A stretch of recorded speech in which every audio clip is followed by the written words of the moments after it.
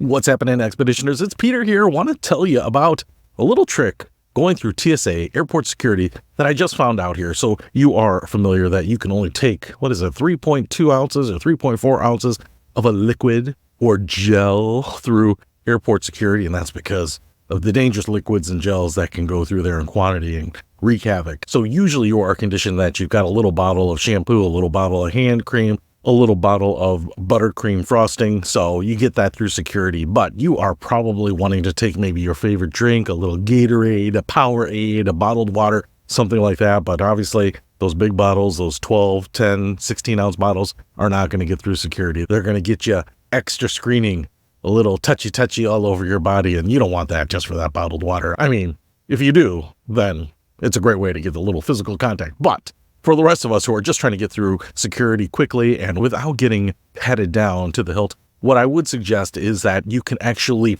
freeze your drinks. So your liquids that are frozen solid, mind you, you can get those through TSA security. So if you're going to freeze those drinks at home, I do have some suggestions. One, you want to make sure that you put them in something that will keep them frozen on your way to the airport, depending on how long you have, on how warm the weather is and how warm your car is and how warm your luggage is.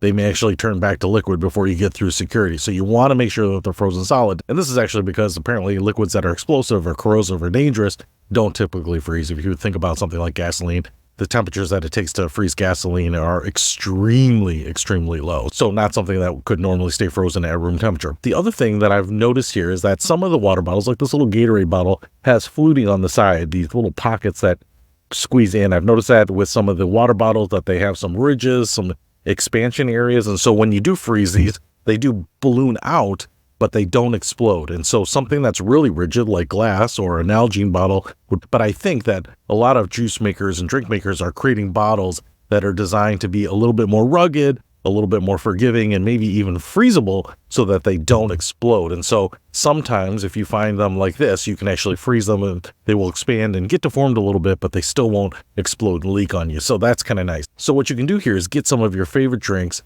through securities. This will do you a couple of things. One, it will help you get the drink of your choice on your trip, which might make your trip just a little bit more enjoyable. But two, it will probably save you a ton of money. If you go through security and buy a drink or a pop or a soda in the concourse, it's probably going to be $4 for your typical 12-ounce soda. And so bringing a bunch of drinks like this, especially if you have a big contingent, a long trip, can save you a ton of money. So that is my suggestion, to stay hydrated with your favorite drink on your next trip through the airport. Get them frozen. Hopefully that helps. I'll see you later.